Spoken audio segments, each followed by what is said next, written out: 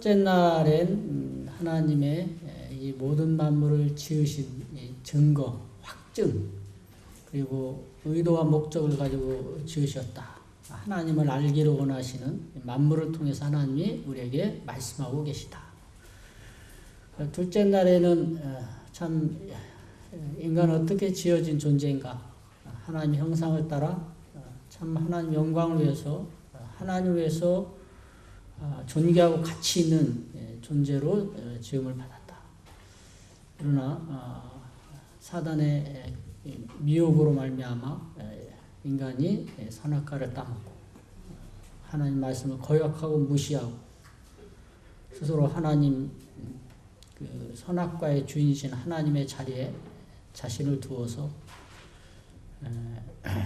죄 아래, 사망 아래 놓여져서 죄의 숱한 문제들이 인생 가운데 눈물과 애통과 참 모든 어려움, 덫과 이런 부분들이 인생을 괴롭힐 뿐만 아니라 끝내는 죽음에 이르게 하고 영원한 멸망 지옥에 가게 되는 이 운명에 대해서 말씀을 드렸습니다.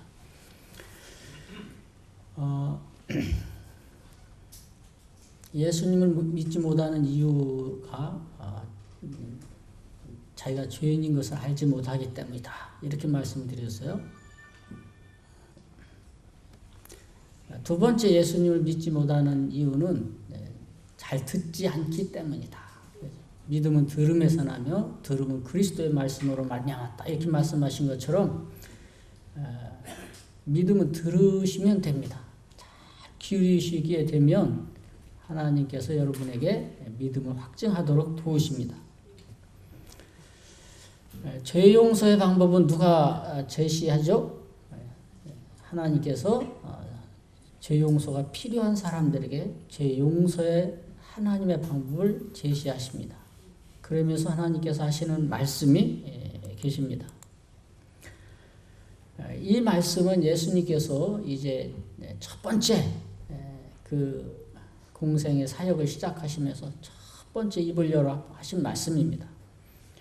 요한이 잡힌 후 예수께서 갈릴리에 오셔서 하나님의 복음을 전파하여 이르시되 때가 찼고 하나님의 나라가 가까이 왔으니 회개하고 복음을 믿어라 하시더라. 누구 복음이라고요? 하나님의 복음.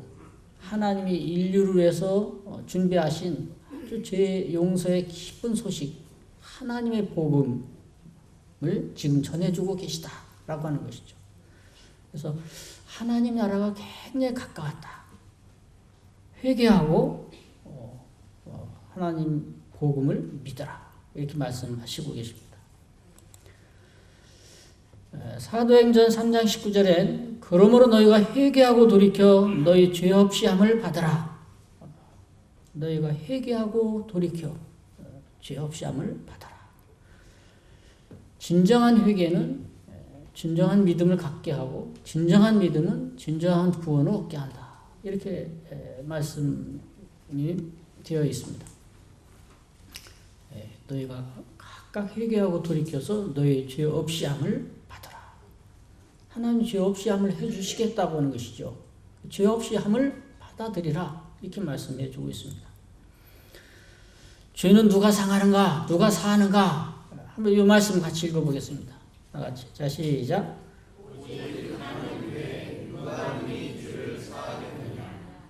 하나님의 능히 죄를 사할 수 있는 분이 누구겠느냐?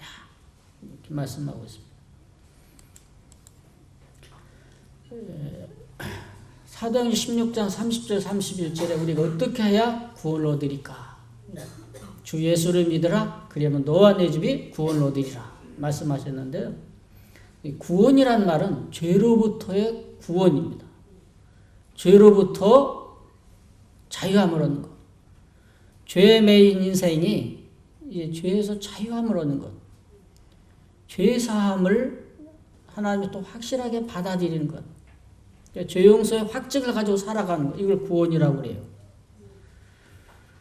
앞에도 말씀드린 것처럼 죄 사함은 오직 누구에게만 있다고요? 오직 하나님께만 있습니다.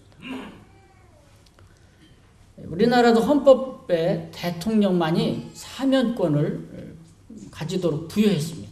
그래서 대통령이 어느 계기를 통해서 사면자들을 쭉 선택을 해가지고 그 사면장에 대통령의 직인을 딱 찍고 서명을 하면 어떤 죄든지 용서가 됩니다. 풀려날 수 있어요. 대통령이 사면권이 가지고 있기 때문에. 하나님 외에 누가 능히 죄를 사게 하느냐. 그럼 하나님께서 죄를 없이 하시고 용서해 주시면 죄로부터 용서함을 받는 거죠. 누가복음 5장 말씀을 잠깐 펴서 함께 보시도록 하겠습니다. 누가복음 5장 말씀입니다.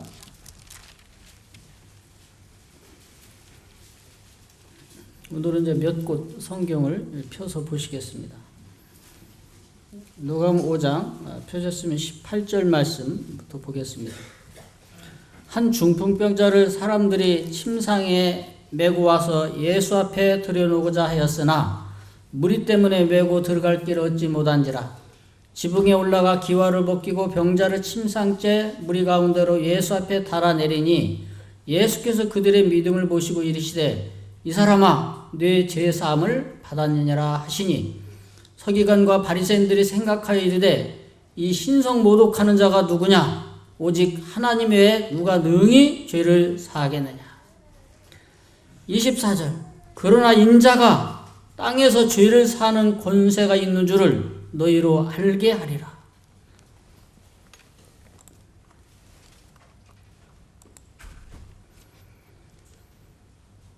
여기 한 중풍병자가 이제 등장이 되는데요. 이 중풍병자는 쉽게 낫지도 않고 또 병이 아주 깊어가지고 이제 거의 절망 상태에 있는 중풍병자였습니다. 그런데 이 중풍병자는 자기가 이 중풍병을 여러모로 치료하려고 했지만 치료가 안 되는데 어느 날 자기 마음속에 왜 중풍병이 내게 들었을까를 깊이 생각하는 중에 자신이 죄로부터 이런 부분이 왔다고 하면서 깨닫게 됐습니다. 그래서 이 죄를 용서받고 싶어하는 마음이 간절했어요. 그런데 어느 날 예수님께서 가까이 오셨다는 소식을 듣고 친구들에게 부탁을 해서 이제 침상에 매여서 예수님 앞에 가게 됐습니다. 근데 예수님의 제 일성이 뭐냐? 소자에 안심하라. 네 죄 사함을 받아. 그 주변에 있는 사람들은 저가 누구에게 죄를 사느냐? 오직 하나님 한 분에 누가 능히 죄를 사겠느냐? 예수님은 이 세상에 무엇을 가지고 오신 분이에요? 모든 권능을 가지고 오신 분이지만 예수님이 이 땅에서 우리 인간에게 나타내시고자 하나님의 가장 큰 권세는 죄 용서의 권세입니다. 죄 용서의 권세를 각 사람에게 드러내기를 원하신 거죠. 그것이 그들에게 참 기쁜 소식이고 영원히 멸망에서 건짐을 받는 이 구원의 소식이기 때문에 예수님 그 죄사함의 권세를 각 사람에게 나타내 주기를 원하시는 것이죠.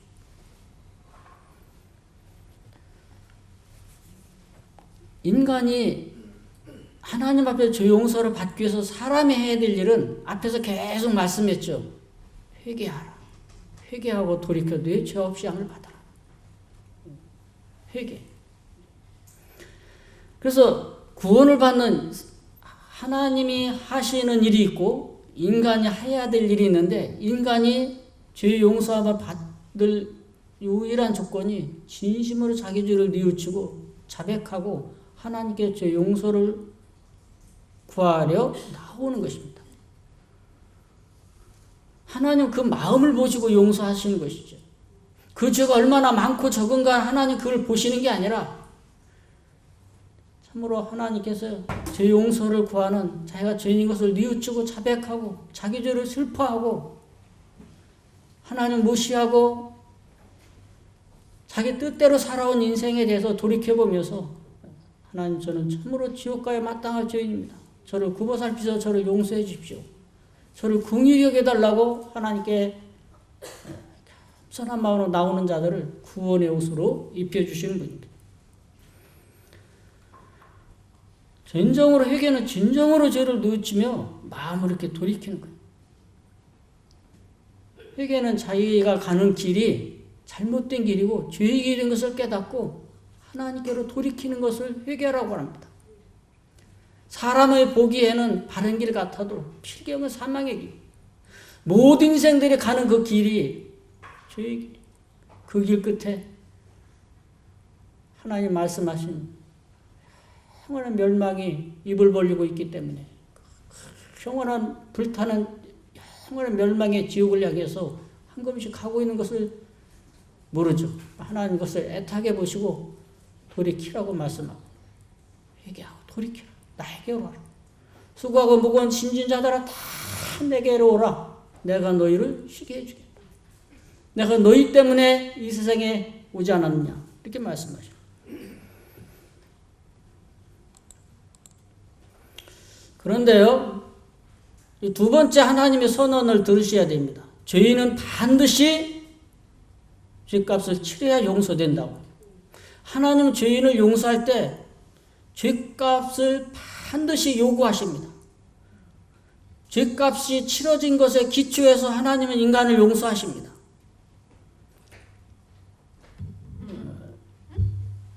사랑하는 자녀, 아기가 막 엄마한테 달려와요. 안아주려고 그러는데 손에 뭐가 묻었어요? 대변이 묻었네. 어떻게 해요? 안아줄 수 있어요? 없어요? 스톱! 뭘 해결해야 돼요? 더러운 거, 냄새 나는 거, 불결한 거, 내가 안아줄 수 없는 거, 이걸 해결해야 돼요. 이거. 그래서 하나님은 죄값을 치르라고 요구하고 계십니다. 죄값이 치른 것에 기초해서 내가 너를 용서하노라. 내가 너를 받아주겠노라. 이렇게 말씀하고 있는 거예요. 아주 어느 고상하고 인격적인 신사 노인분이 미국의 노예시장을 가게 됐어요. 노예시장을 가게 됐는데 노예들이 그 나무로 만든 단상에 빨가벗겨가지고 나와가지고 바짝 말랐는데 매를 한 대씩 때리면서 고개를 탁 매로 올리면서 아직은 네가 튼튼하다고 그러고 얼마 하는데 그 모습이 너무 불쌍한 거예요. 그래서 이 노인분이 눈에서 눈물이 나요. 저들 어떡할 거? 저들을 자유케 해주고 싶은데 자유케 할 수 있는 방법이 뭐예요? 예, 저 노예 값을 지불해야만 저들을 노예에서 풀어줄 수 있는 거예요. 내가 죄에서 자유로우려면 반드시 죄의 값이 지불될 것을 하나님이 보시고 내 죄를 용서하시는 거예요.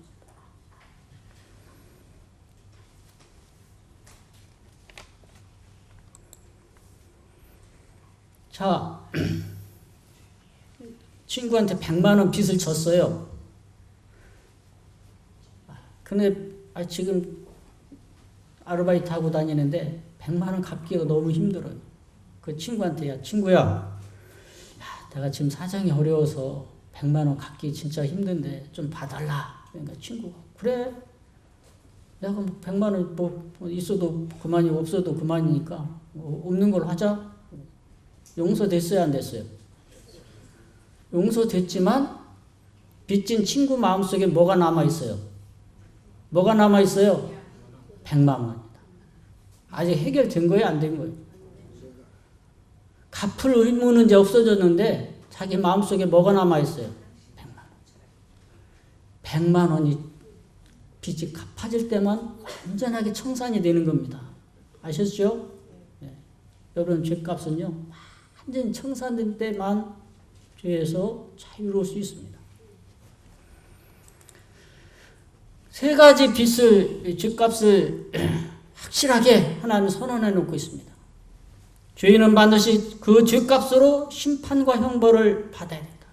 누구도 하나님의 심판과 형벌을 피할 수 없어요. 죄인은요, 하나님의 심판과 형벌을 죄값으로 반드시 치러야 됩니다.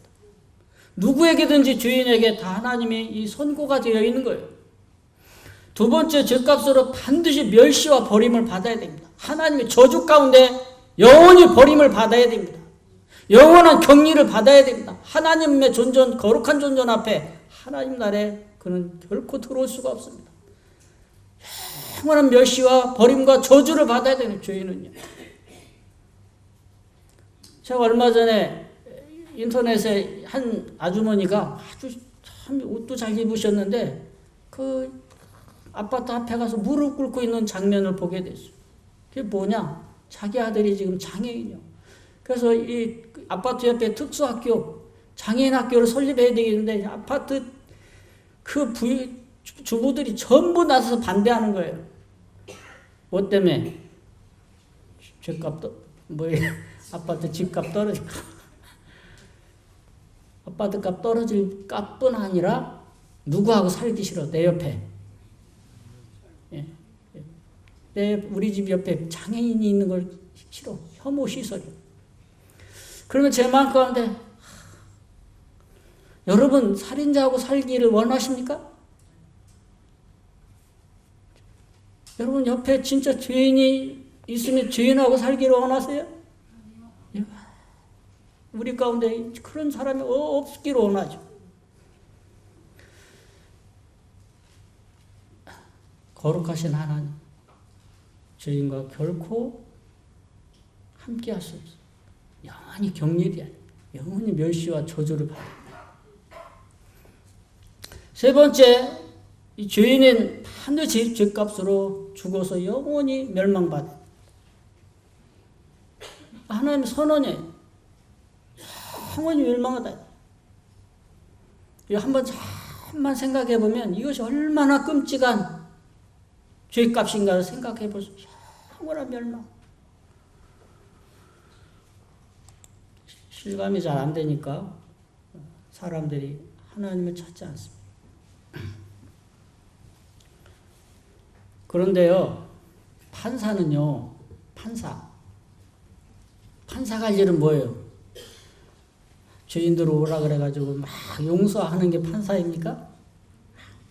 용서하면 좋은 것 같지만 진리도 없고 정의도 없고 공의도 없고 판사도 필요 없는 거죠, 사실은. 진정한 판사는 그 죄인에 대한 정확한 무슨 법을 어겼는지 그 법에 따라서 그 죄를 정확하게 선고하고 그 죄의 값을 확실하게 부과하는 것이 진정한 판사의 몫입니다.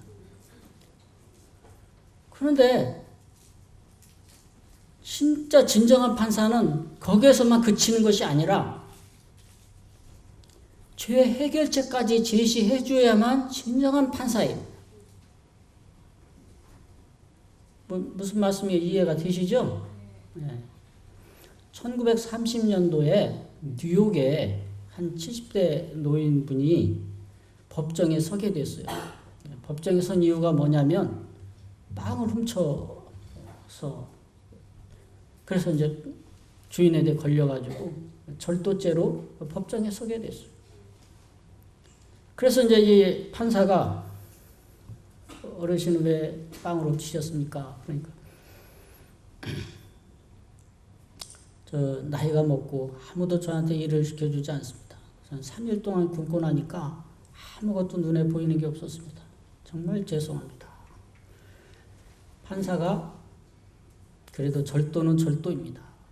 그러면서 그분에게 절도죄 벌금 $10 딱 선언했어요.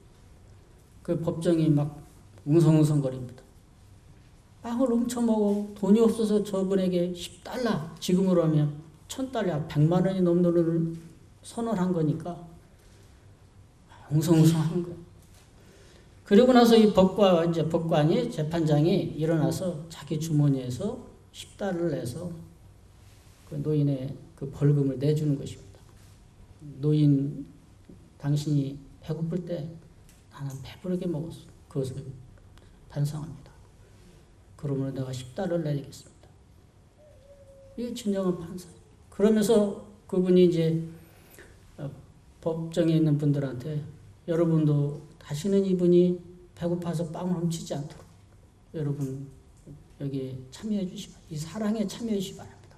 모자로 돌려가지고 많은 달러를 모아서 그분에게 전달을 했습니다. 나과디아라는 판사에 이제 그런 내용이 있는데요.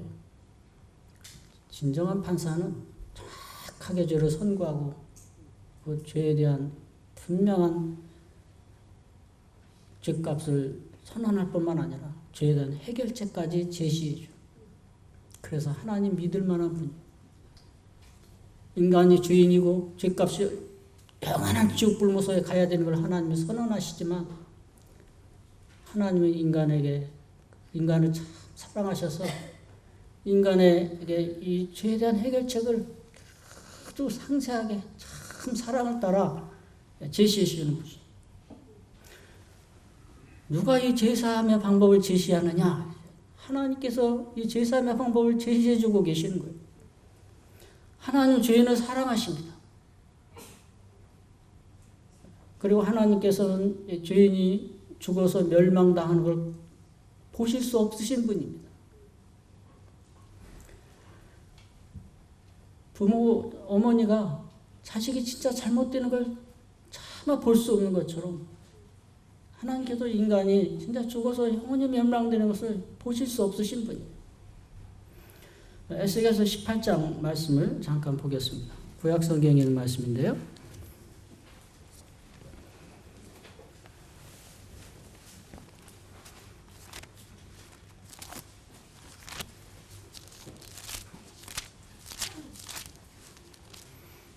에스겔서 18장 4절입니다.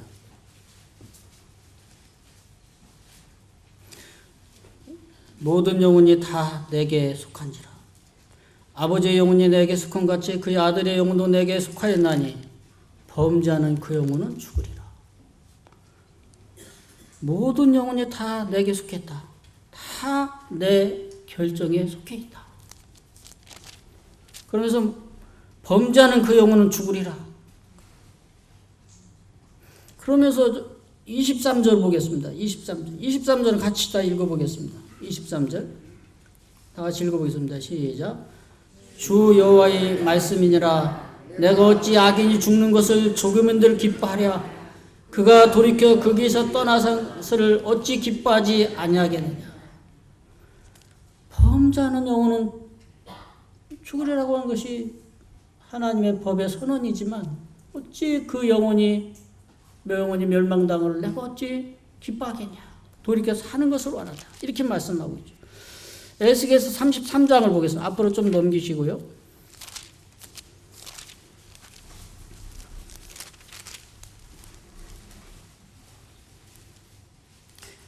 11절 말씀도 한번 읽어보겠습니다. 11절 말씀 한번 읽어보겠습니다. 자, 시작. 너는 그들에게 말하라. 주 여호와의 말씀이니라. 나의 삶을 두고 맹세하노니 나는 악인이 죽는 것을 기뻐하지 아니하고 악인이 그의 길에서 돌이켜 떠나 사는 것을 기뻐하노라. 이스라엘 족속아 돌이키고 돌이키라. 너희 악한 길에서 떠나라. 어찌 죽고자 하느냐 하셨다 하라. 베드로서에는 하나님은 아무도 멸망치 않고 다 회개하게 이르기를 원하신다. 이렇게 말씀했어요. 누가복음 15년 탕자의 비유를 보면 참 아버지의 유산을 내놓으라 해가지고 한 데로 가서 화랑방탕에게 쓰고 빈털터리가 된 다음에 돼지 치는 그런 상황에까지 이르렀다가 자기 상황을 인식을 하고 자기 사는 비결이 아버지께 돌아가야 산다고 하는 것을 인식하고 하늘과 아버지께 내가 죄를 지었사오니 참 그 돌아가는 것을 탕자가 돌아올 때 그 아버지가 그를 어떻게 해요? 멀리서 힘없이 비틀 오는 모습을 보니까 내 아들이요. 그러니까 벗은발로 쫓아가서 그를 안고 눈물로 껴안아주면서 입을 맞추고 옷을 갈아입히고 금가락지를 끼고 잔치를 열고 죄인이 돌아오기를 얼마나 참 원하시는 하나님의 그 마음 볼 수 있죠.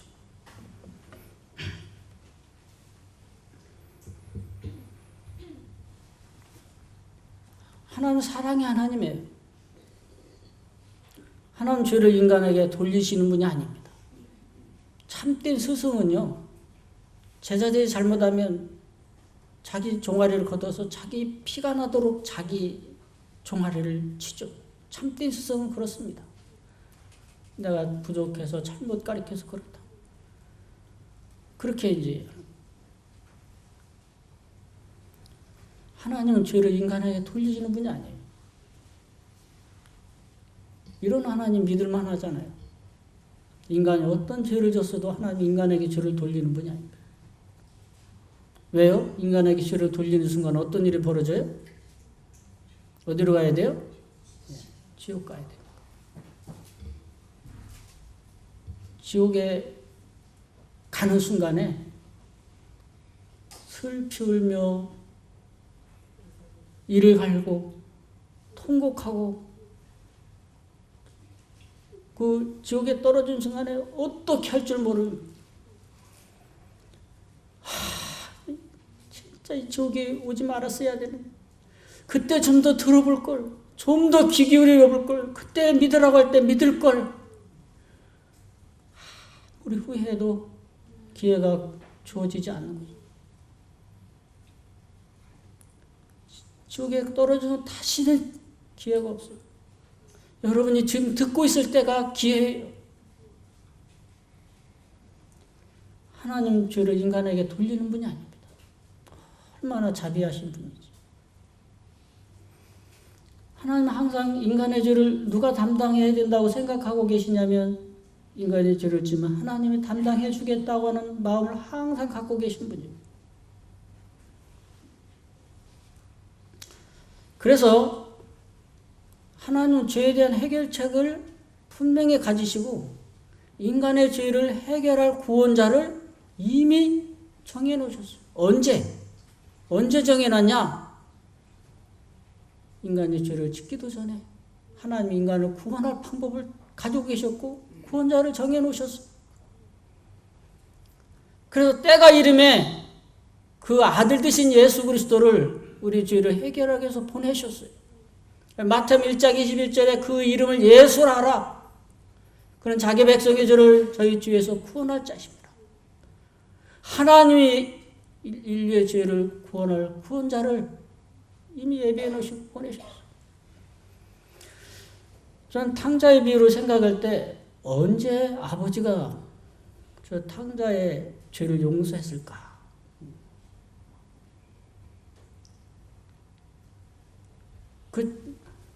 그 둘째 아들이 그 아버지에게 아버지 죽으면 나한테 올 그 기업 재산을 물려달라 할 때 뭘 전제로 돈을 달라는 거예요?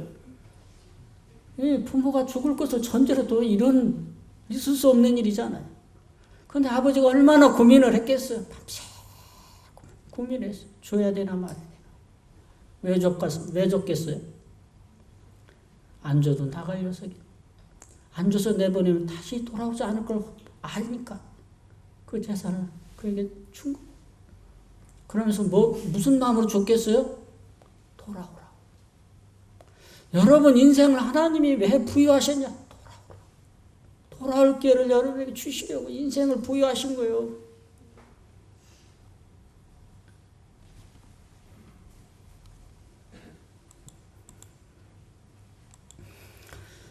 하나님께서 우리를 죄에서 구원하시려고 아들 되신 예수님이 이 땅에 친히 보내셨는데 예수님 왜 이 세상에 오셨을까? 제가 한번 생각을 해보게 됐어요. 하나님의 아들 되시는 예수님께서 왜 이 세상에 오셨을까? 예수님도 이 세상에 오시기 전에 얼마나 많이 고민을 했겠어요? 예수님이 가만히 생각해 보니까 아버지 하나님의 마음, 아버지 하나님의 사랑, 저 인류, 저 죄인인 저 인류를 구원하시고 싶으신 아버지의 깊은 뜻을 예수님이 알기 때문에 예수님이 얼마나 고민했겠어요. 결정하셨습니다. 아버지요, 제가 저들을 위해서 제물이 되겠나요? 저희들의 죄를 제가 담당하겠나요? 저를 보내주십시오. 아버지가 얼마나 또 고민했겠습니까? 그 길은 진짜 희생의 길, 죽음의 길인데 사랑하는 아들을 보내야 되는지. 근데 이 길밖에 아들 되신 예수님을 이 땅에 보내는 것 외에는 인류를 구원할 길이 없으니까 아들을 보내신 거예요. 하나님이 세상을 이처럼 사랑하사 독생자를 주셨으니 이는 저는 믿는 자마다 멸망치 않고 영생을 얻게 하려 하십니다. 예수 그리스도를 보낸 것 외에는 저들에게 영생 얻게 할 길이 없기 때문에 왜 예수님만이 우리를 죄를 담당할 수 있으신가? 왜 예수님만이 우리 죄를 담당하려고 구원자로 이 세상에 오셔야만 했는가? 첫 번째는 죄인인 인간은 스스로 자신을 구원할 길이 없어요. 스스로 자기 죄 문제를 해결할 길이 없어요.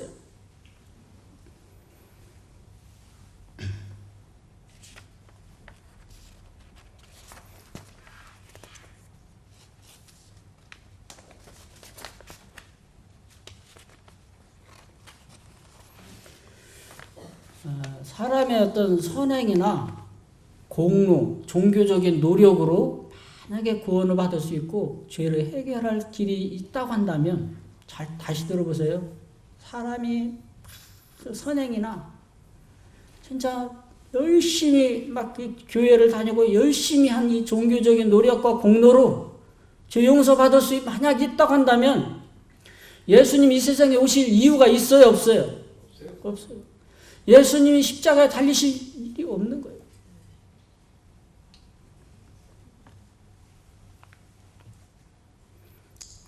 아버지한테 자식이 큰 죄를 졌어요.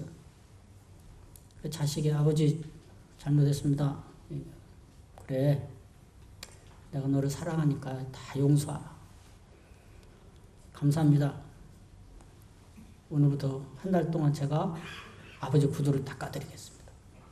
고맙다. 30일 동안 매일 아버지 구두를 정성을 다해 닦습니다. 구두를 정성을 다 해서 닦아서 죄가 용서됐나요? 구두를 정성스럽게 닦아가지고 죄가 용서된 거예요? 아니면 죄 용서해 주신 그 아버지 사랑이 너무 감사해서 구두를 닦게 됐나요? 네. 자꾸 이걸 혼돈하는 분이 있어요. 구원은 결코 내게 기초하는 것이 아닙니다. 하나님의 전적인 은혜에 기초하는 것. 어제도 좀 말씀을 드렸는데 아무 종교나 잘 믿으면 천국까지. 아버지한테 잘못했으면 누구한테 가서 용서를 빌어야 돼요? 아버지한테 용서를 빌어요. 내가 잘못한 그 아버지한테 가서 용서를 빌어야지. 지나가는 괜찮은 아저씨 신사분한테 가서 아버지 용서해 주세요. 그렇게 하면 됩니까? 안 됩니까? 저 양반 많이 배운 것 같아. 아버지 용서해 주세요.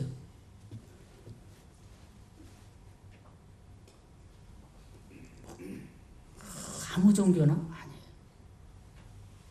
죄를 누구한테 줬어요? 하나님께 줬어요. 그러면 죄는 누구에게 용서를 받아야 돼요? 하나님께. 이게 유일한 방법이에요. 이게 진리예요.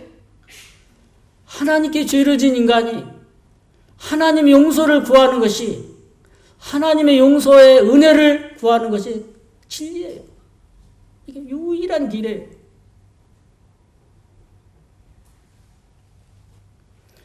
왜 예수님이 인류의 죄를 담당하실 만하신가? 예수님은 누구라고요? 하나님이십니다. 그분은 하나님이시라. 하나님의 영광의 본체시라. 예수님은 창조주 하나님이세요.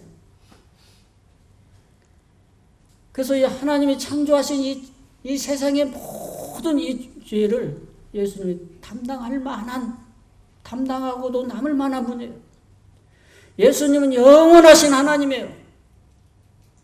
그래서 예수님의 죄를 용서해 놓으면 영원히 죄가 깨끗하게 영원히 용서되는 거예요.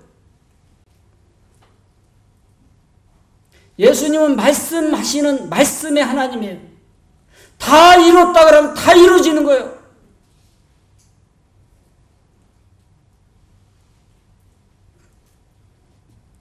예수님은 하나님이십니다.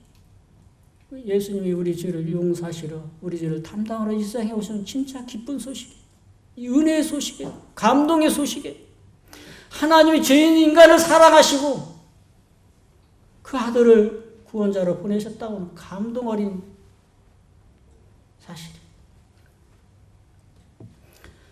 세 번째, 왜 예수님이 우리 죄를 담당할 만하신가?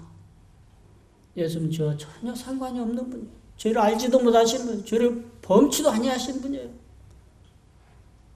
그 거룩하신 분만이 내 죄를 담당할 만한 분, 담당할 수가 있어요. 거룩한 하나님만이 내 죄를 담당할 수 있어요. 왜 사람으로 오셨는가? 예수님이 왜 이 세상에 사람을 모습으로 이 세상에 오셨는가? 사람 죄는 사람만이 담당하는 것이 아주 정상이에요. 양이나 염소나 이런 것으로 그 피로 그 제물로 죄가 담당되는 것이 아니라 사람의 죄는 사람이 담당하고 사람이 그 죄를 대신하는 것이 정상적, 합당한 것. 우리 손과 발로 지은 죄, 우리 마음과 생각을 지은 죄, 예수님이 우리 손과 발로 지은 죄를 예수님이 그 손과 발로 갚으시고, 마음과 생각으로 지은 죄를 예수님이 이 세상에 오셔서 지극한 사랑으로 다 갚으시려고 사람의 모양으로 이 세상에 오셨어요. 히브리서 9장 20절에 피 흘림이 없음즉 죄 사함이 없다고 선언하고 있습니다. 왜 하나님이 피를 요구하느냐면 죄값, 범죄한 영혼의 죄값, 그 생명, 그 생명이 죽음의 증거, 그게 피예요. 생명이 피에 있으므로 피가 죄로 속하느니라. 하나님은 범죄한 죄인에게 피를 요구해요. 죽음을 요구해요. 희생을 요구해요.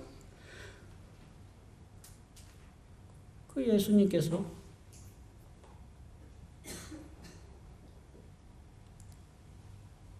우리를 대신해서 생명된 피를 다 쏟으시려고 사람의 모양, 생명을 입고 이 세상에 오셨어.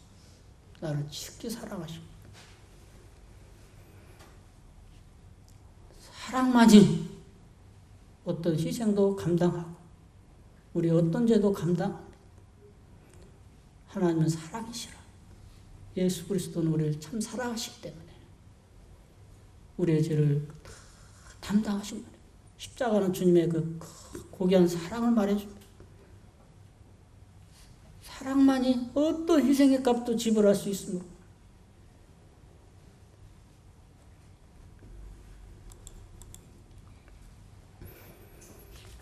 예수님께서 죄를 어떻게 실제로 친히 담당하셨는가? 예수님 우리 죄를 담당하러 오셨어요. 어떻게 담당했나? 첫 번째는 예수님 우리 죄를 담당하려면 우리 인류의 죄를 어떻게 해야 돼요? 그분이 전부 담당하고 가지셔야 돼요. 지셔야 돼요. 어디에서 인류의 죄를 다 지셨나? 예수님 세례 자리에 예수님이 세례자리에 서셨을 때 세례 요한이 내가 당신에게 세례를 받을 때 어찌 거기에 서나이까? 이렇게 함으로 모든 의를 이루는 것이 합당하니라. 예수님이 그 죄인의 자리에, 이 세례는 죄인의 자리에 예수님이 서신 거예요. 이제는 의지를 가지고 인류의 죄를 담당할 분으로 거기에 서 계신 거예요. 하나님께서 이제 그 자리에 선 예수 그리스도를 보고 인류의 모든 죄를 예수님에게 다 짊어지게 하셨습니다. 그래서 요한복음 1장 29절에 보라! 세상 죄를 지고 가는 하나님의 어린 양이로다. 이제 너희를 위한 어린 양이 준비됐다. 너희를 어린 양 바로 여기에 계시다. 그렇게 말씀합니다. 예수님이 3년 반 동안의 생애를 왜 사셨냐? 이분이 진짜 구주인가? 이분이 우리 죄를 담당할 만한 분이신가? 확증해서 보이는 시간이 3년 반 시간. 그분이 진짜 하나님이신가? 이분이 우리 죄를 영원히 담당할 만한 분이신가? 3년 반 동안 생애를 통해서 인류에게 확실히 보여주셨어요. 예수님이 구주이신 것을. 그리고 어디로 가셨어요? 이제 죄를 처리하시려 십자가에 높이 달리셨어요.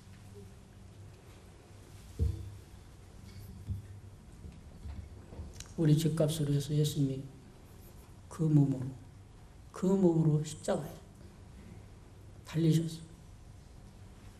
두 손과 두 발에 못을 박히시고 머리에 가시명을 쓰시고 창에 찔리시고 채찍을 무수히 맞아서 등이 밭고랑처럼 헤어지고 얼마나 그 고통이 심해가지고 혀가 이틀에 붙었나이다. 내 모든 뼈를 셀 수 있나이다. 친히 그 몸으로 십자가에서 우리 죄를 다 담당했어요. 그 형벌을 다 받으셨다 그 말이에요. 베드로전서 2장 말씀 보겠습니다.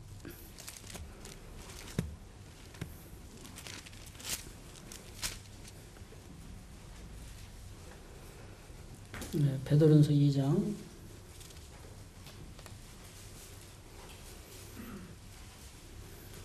24절은 다 같이 한번 읽겠습니다. 24절 다 같이 읽겠습니다. 시작. 신이 나무에 달려 그 몸으로 우리 죄를 담당하셨으니 이는 우리로 이에 대하여 죽고 의에 대하여 살게 하려 하심이라. 그가 채찍에 맞음으로 너희는 다함을 얻었나니.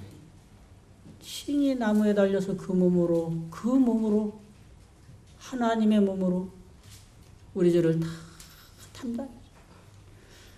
그 죄자 그 형벌을 전부 받으셨어요. 우리 죄에 대한 형벌이 받쳐진 거예요. 그리고 예수님이 죄값을 해서 모든 멸시와 조롱과 희롱을 다 받으셨어요. 저주를 다 받으셨어요. 버림을 받으셨어요. 잡히신 날 밤 대제사장이 뜰에 섰을 때 하인들이 눈을 가리고 주먹으로 치면서 얼굴에 침을 탁탁 뱉으면서 내가 그리스도냐? 헤롯의 궁정에 병사들에게 둘러앉아서 홍포를 입히며 가시멜로가를 씌우고 갈대로 그 머리를 톡톡 치면서 얼굴에 침을 탁탁 뱉었어요. 예수님 십자가에서 벌거벗김을 당하고 창조주신 하나님이신 예수님께서 십자가에 벌거벗김을 당하셨어요. 그분이 이 세상에 제대로 먹으신 적이 없습니다. 항상한 몸이 전체로 드러나요. 지나가는 사람들이 다 예수님을 희롱하고 초롱하고 성경 희롱을 다 했다. 그렇게 예수님 거기서 다 그걸 받으셨어요. 내가 받을 멸시의 저주 그거 다 받으셨어요. 왜 그렇게 하셨겠어요? 하나님으로부터 버림을 받기까지 엘리 엘리 라마 사박다니 나의 하나님 나의 어찌 나를 버리시나이까. 하나님까지도 외면을 매요. 나를 하나님께 이르기 위해서 나를 아버지에게로 가까이 가게 하기 위해서 멸시 조롱 천대 예수님이 받으셨어요.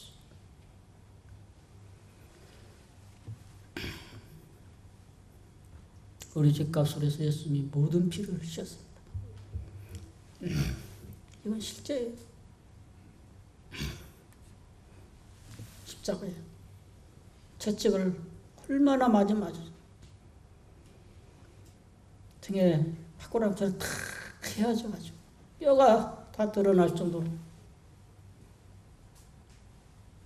옆구리 창에 찔린대. 물과 피를 다 쏟았어.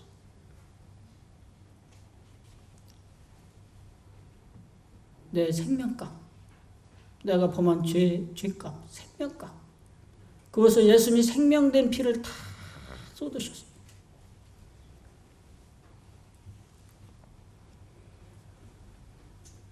예수님 생명된 피를 다 쏟으실 때 마지막에 다 이루었다. 인류의 죄값을 내가 다 지불했다. 다 이루었다. 이렇게 선언했어요. 히브리서 9장 말씀 한 것도 보겠습니다.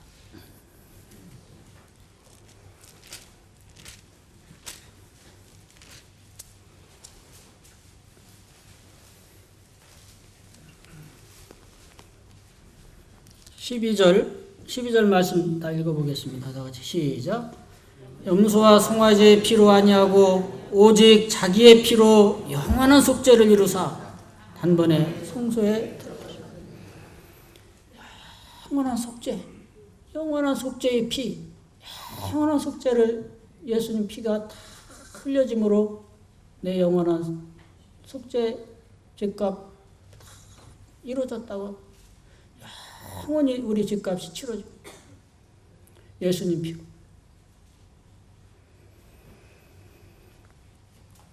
우리 죄값에서 예수님이 십자가에서 끝내 죽으셨어요. 왜 예수님이 십자가에서 왜 죽으셨냐? 영죽을 나를 살리려고, 나에게 영생을 얻게 하시고. 예수님 나 대신, 죄인인 나 대신 죽으셨어. 그래서 나를 살려놓으시고, 예수님이 하신 일은 영원한 효력이 있습니다. 예수님이 죽으시면 죄인인 나를 영원히 죽게 한 거예요. 그리고 영원히 나를 살려놓으신 거예요. 영죽을 내 대신 돌아가신 그 놀라운 사랑이 있지 못해. 예수님 나를 위해 죽으셨으면 나는 어떻게 됐죠? 살아나고 영생을 얻었고. 그 다음에 예수님이 부활하셨어요. 3일 만에 부활하셔서 제자들에게 제일 먼저 하신 일이 뭐죠? 너에게 평강이 있을지어다 말씀하시고 뭘 보이셨죠? 손과 옆구리를 보여주셨어요. 왜 보여주실까요?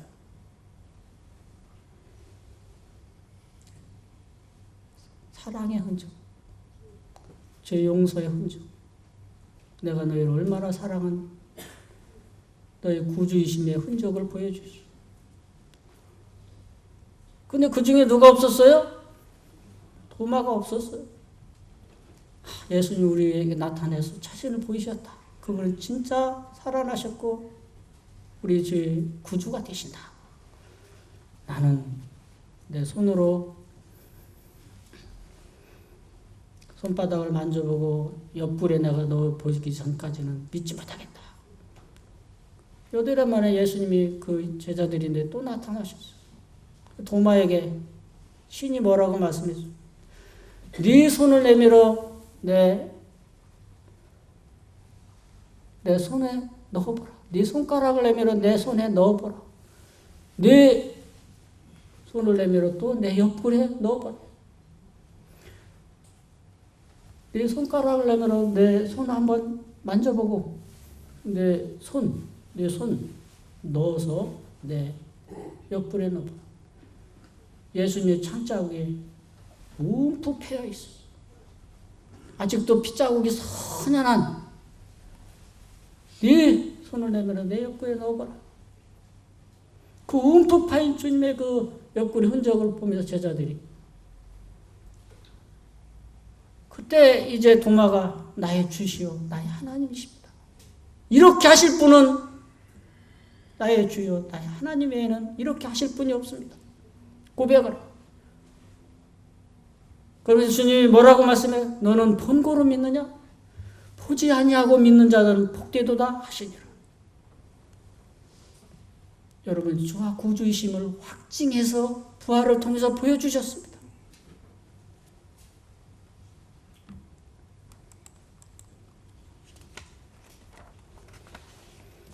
왜 말씀으로만 용서하실 수 있으신데 왜 하나님, 그 구주 하나님이신 예수님이 이 세상에 오셔서 그렇게 십자가에서 그 죄 용서의 은혜를 나타내셔만 하셨는가? 왜 꼭 그렇게만 하셔야 했는가?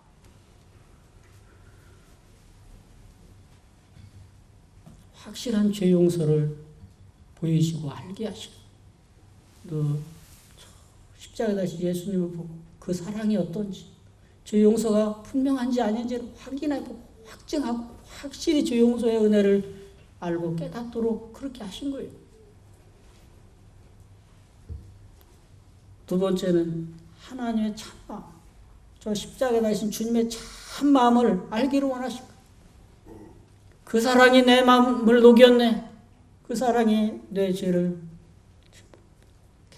깨끗하게 하신 그 은혜를 깨닫게, 하나님의 마음이 어떤 마음인지, 죄인을 향해서 어떤 마음을 품으셨는지를 저 십자가를 보면서 알기를 원하신 거예요. 그 용서의 가치가, 그 용서의 은혜가 적은 겁니까? 하나님이신 예수님이 내 죄를 용서하신 용서의 그 가치가, 그 은혜가 얼마나 큰지를 잊지 않고 평생에 하나님께 감사하면서 그 생애를 살아가기를 원하시고, 내 죄를 용서해. 전 예수님 믿고 나서 1년 동안 울며 지냈어요. 그렇게 진리를 찾았지만 찾지 못했었는데, 진짜 예수님을 제 구주로 이렇게 영접했을 때 내 마음속에 일어난 이 변화, 주님의 그 사랑이 제 마음에 들어왔는데 감당이 안 되더라고요. 진짜 1년 동안 울며 지냈어요.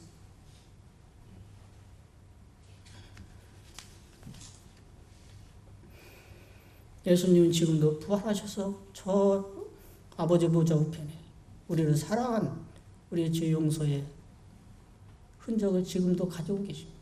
우리가 눈으로, 믿음의 눈으로 그걸 확인해 볼 수 있어요. 사단의 참수에 흔들리지 않냐고, 이 믿음의 생활에 흔들리지 않냐고, 그 길만을 위한 길을 가도록. 2차 세계대전 때 독일 군들이 소련군에게 많이 잡혀갔어요. 그래서 시베리아에 강제 노동형을 받아가지고 시베리아 쪽에 강제 이주가 돼서 그곳에서 갖은 고생을 다 했어요. 2000년대 독일의 심리학자들이 시베리아에 남아있는 그 독일 군들 가서 상담을 해봤어요. 조사를 해봤어요. 어떻게 그 심한 생존이 불가한 시베리아에서 어떻게 50년 이상을 버텼을까? 그래서 그걸 다 조사해보니까 놀라운 일이, 그들을 하나씩 내놓는 게 뭐냐면, 어머니 사진, 어떤 사람은 애인 사진, 또 어떤 사람은 친구가 보내준 서신, 그걸 하나씩 다 붙들고 어려울 때마다 그걸 한 번씩 보면서 견뎌냈다.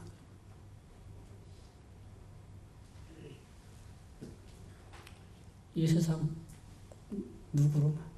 예수 그리스도. 그 십자가의 사랑을 항상 생각하면서, 예수님의 십자가 우리를 구원하신 확실한 증거, 또 봐도 질리지 않아요. 또 봐도 감사하고, 그 은혜의 깊이를 다 측량할 수 없어요. 그 예수님 때문에 영생 얻은 이 은혜,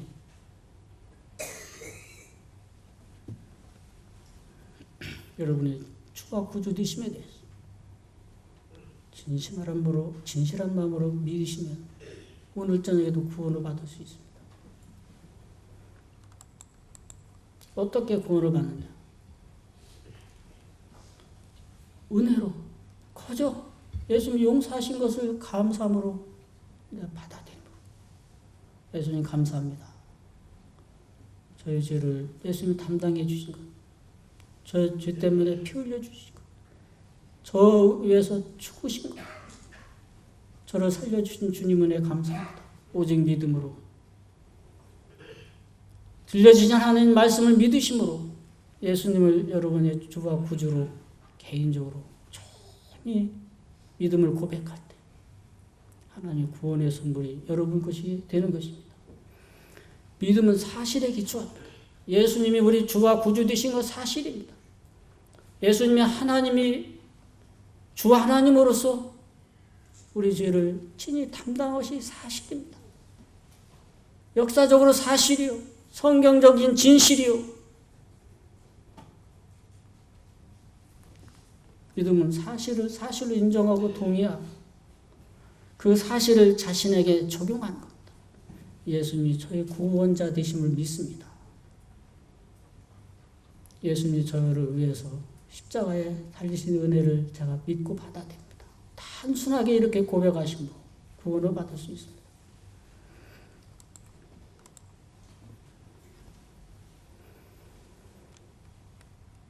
로마서 10장 9절에 이렇게 말씀하고 있습니다.